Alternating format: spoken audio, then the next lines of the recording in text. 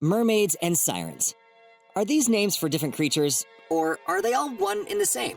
Are there really people with fishtails instead of legs, or is that all made up? Where are these creatures mentioned and in what sources? Well, today you're going to learn the answers to these questions and more, as well as many interesting things about the residents of the so-called underwater kingdom.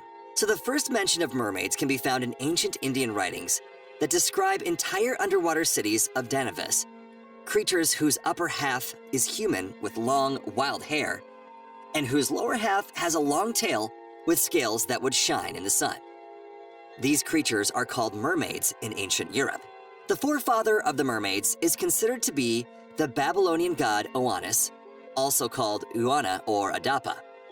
He would come out of the Red Sea every morning to teach people construction, medicine, craftsmanship, agriculture, and other skills. At sunset, Oannes would return to the sea every evening. The first fish-tailed goddess was Atargatis, the Syrian goddess of the moon and fishing. The cult of Atargatis was popular in Hierapolis, modern Manbij. The Roman historian Lucian described the goddess as half-woman who had a fishtail growing out of her thighs. Some Finnish coins have images of Atargatis, whose appearance is similar to that of a siren with a long fishtail. Now, several experts think that the Greek goddess of love, Aphrodite, born from the sea foam, as well as the Roman goddess Venus, come from Atargatis. Now, other famous ancient Greek philosophers like Plato, Herodotus, and Aristotle wrote about mysterious fish people with human intellect as well. Experts have proposed many theories about potential civilizations of intelligent merpeople that live on the seafloor. They didn't consider the existence of people with fishtails instead of legs as strange or made up, but as something entirely possible.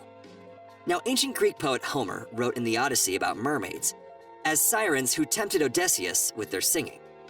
At first, mermaids were drawn more like large birds with a woman's head and long claws.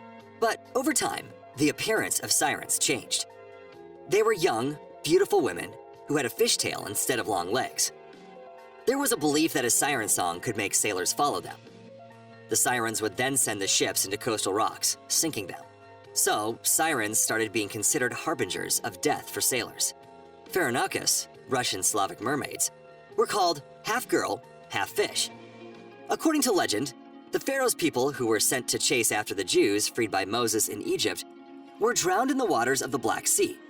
It says in Tales About Crossing the Black Sea from 1602 that Pharaoh's people turned into fish, and those fish had human heads, but not human bodies.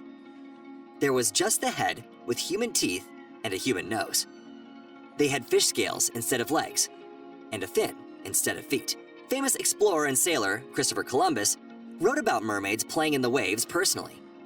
He thought they would wait for lonely sailors to distract them and drag them under the waves.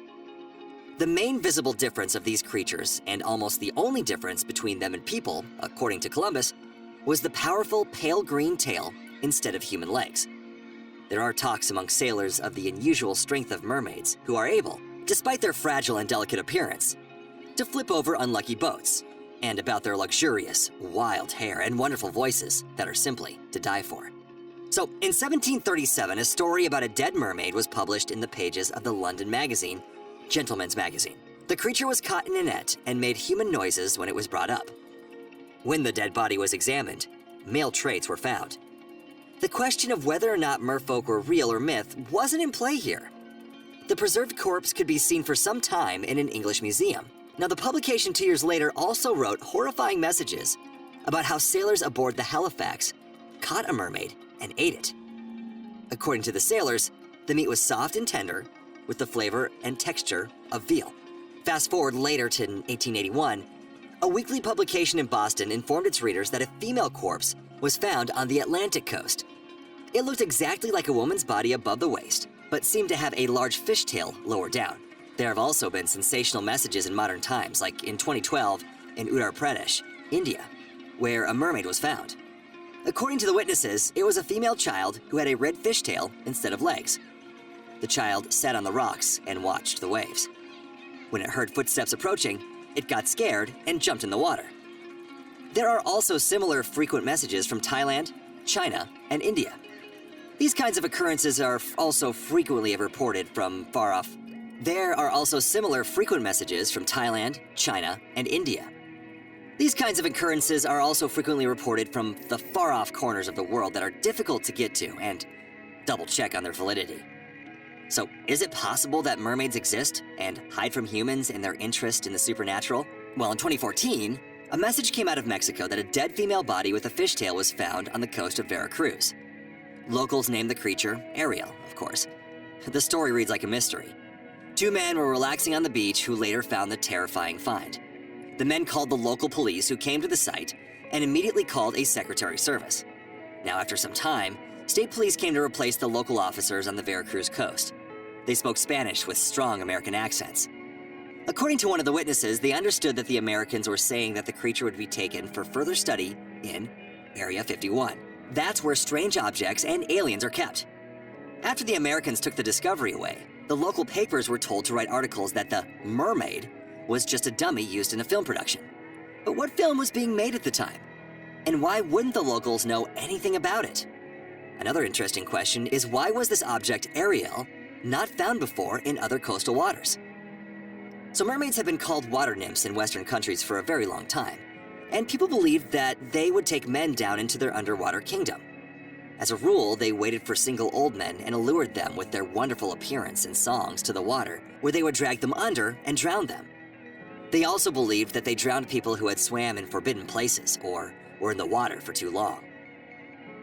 Mermaids were seen in the United Kingdom of Great Britain for many centuries. The biggest story was published by the British press in 1810.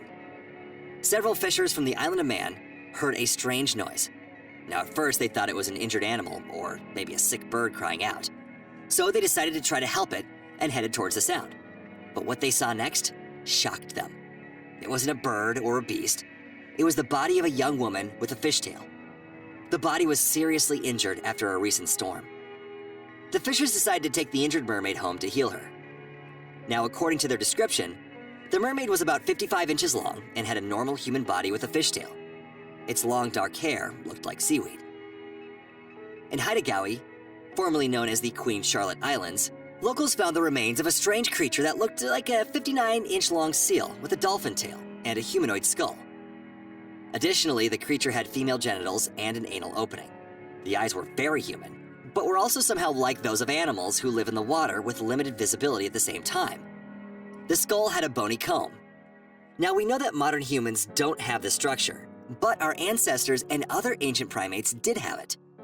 This creature was surrounded by the carcasses of dozens of whales that beached themselves. The mermaid's body was collected by the police secretly and operationally a few hours later. The discovery became absolutely trusted recently. So all mermaid discoveries were made in the paths of whale migration. The mammals beached themselves along with mermaids. Now, the main reason for these whale deaths is currently considered secret testing of sonar and sound weaponry by the US Navy. The weapons are designed to combat submarines and combat divers. Half of the remains of a mermaid fell into the hands of experts in South Africa in 2005. They decided to do DNA tests, first comparing the results with human DNA. But the South African police quickly gathered all the material. All the results were immediately handed over to the US Special Services, as it became known later. South Africa now only has copies of the recording on the mysterious mermaid. America also has images of mermaids. On April 4th, 2004, off the coast of the Pacific Ocean in Washington, a live creature with a human head and fishtail was found. The military immediately took it to a secret Navy laboratory. The mermaid was able to live for 2 years in artificially made conditions. Now, recently, there have been approximately 7 discovered and captured mermaids in the US. They are all in special aquariums where they are being carefully studied. This was said at a conference in Tahiti with 65 experts present from various countries. The location of the mermaid aquarium is secret. But there is information that former President Obama himself personally visited the secret place and was extremely surprised by what he saw. Professor of biology from the National Institute of Ocean and Atmospheric Research in the US, John Selznick, confirms that mermaids live in secret, which is why they have survived so long. Well, it's up for you to decide if mermaids exist or not, but that's all for today. Leave us a like if you learned something new, and yeah, don't forget to subscribe too while you have a chance, and we'll see you again next time.